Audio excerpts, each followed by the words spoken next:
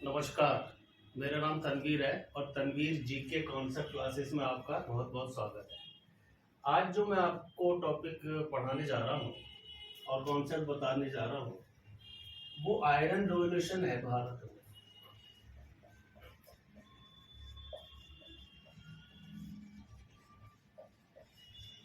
कि भारत में लौह क्रांति कैसे हुई और उसने कैसे चीजों को बदल दिया। ये जो लौह क्रांति है ये मगध से भी जुड़ी हुई है। तो शुरू में मैं बताऊंगा कि मगध का उत्थान कैसे हुआ और उसमें लोहे का प्रयोग कैसे करना सीख लिया। जो भारत में लौह है की प्राप्ति है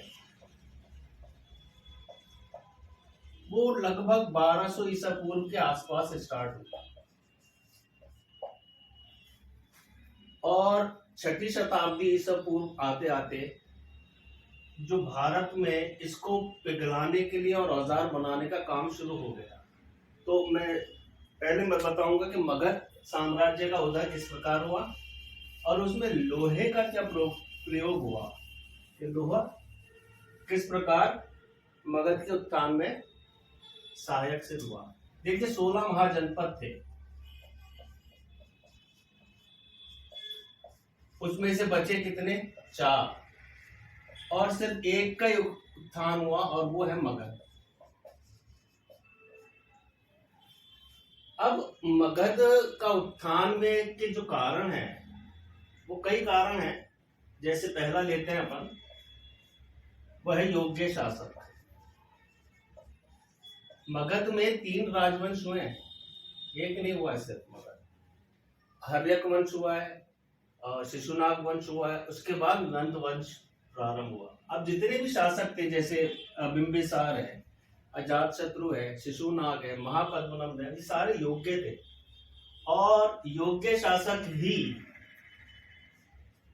किसी भी साम्राज्य को आगे बढ़ा सकते हैं। जो दूसरा कारण है वह है प्राकृतिक सुरक्षा के साधन। जो मगध की लोकेशन ऐसी थी कि चारों ओर उसके पहाड़ियां थी, नदियां थी, प्राकृतिक सुरक्षा थी, तो इस पे थोड़ा हमला करना मुश्किल था। तो इस वजह से इस मगध का उत्थान हुआ।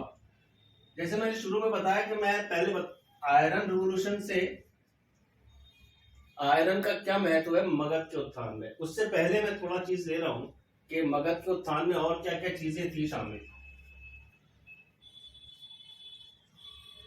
देखिए हाथियों की प्राप्ति भी कारण माना जाता है मगध के उत्थान में।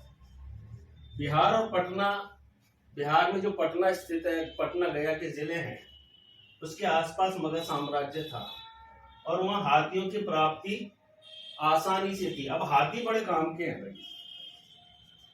पहली चीज तो ये कि ये लकड़ी ढोने के काम आते हैं। दूसरे इससे क्या काम लिया जा सकता है? सेना में काम ले लो, गज सेना तैयार की जा सकती है। ये दोनों काम मगध ने प्रारंभ किए।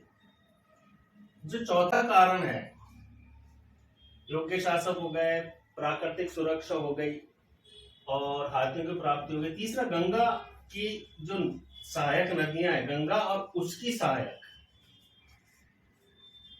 उन नदियों से बहुत फायदा पहुंचा मगध को। जो उसकी सहायक नदियां थी उससे व्यापार शुरू हो गया। तो ये 4 कारण मुख्य हैं मगध साम्राज्य के उत्थान में। मगर एक और है जिसकी आज हम बात करेंगे, 5वां, और वो है लोहे की प्राप्ति।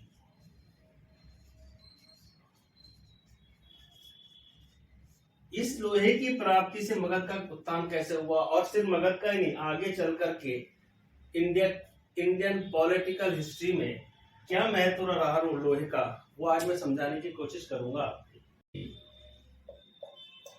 ये लोहा है।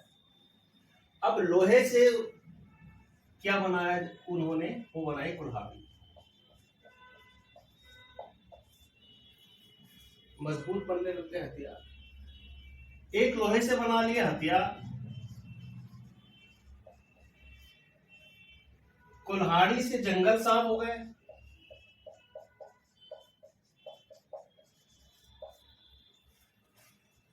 कुल्हाड़ी से जंगल साफ हो गए।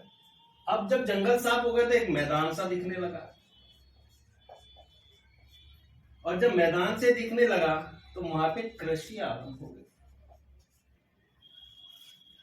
और ये कृषि है, इससे भोजन प्राप्त हो गया, और जब भोजन मिल गया तो उनको बार बार भटकने की जरूरत नहीं, तो मनुष्य स्थायी निवास करने लगा। अब भटकने की जरूरत ही नहीं है, क्यों भटकेगा भाई?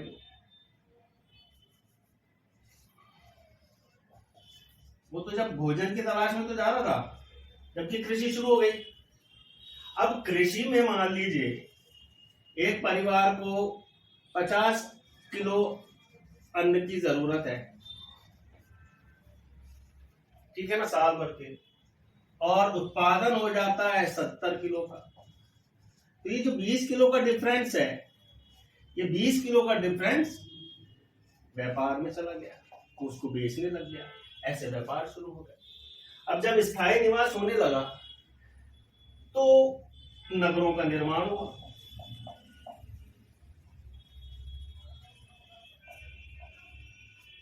भारत में नगरों की स्थापना हो गई, इससे बड़े बड़े निकट बनने लगे। और दूसरी तरफ देखते हैं अपन, जहां हथियार बनने शुरू हो गए। अब हथियार से हुआ क्या? हथियार से थोड़ा समझने की कोशिश करेंगे हम। देखिए, हथियार से सेना मजबूत हो,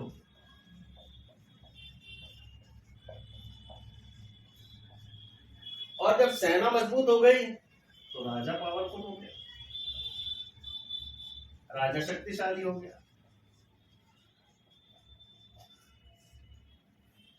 अब जब राजा शक्तिशाली हो गया तो भारत में पॉलिटिकल हिस्ट्री स्टार्ट हो गई। अब ये सब चला किससे? लोहे से। तो लोहे ने भारत में पॉलिटिकल हिस्ट्री स्टार्ट की। इसने व्यापार शुरू किया, इसने कृषि शुरू की, इसने लोग सेटलमेंट हो गए ना लोगों का, अब एक जगह रुकने लग गए।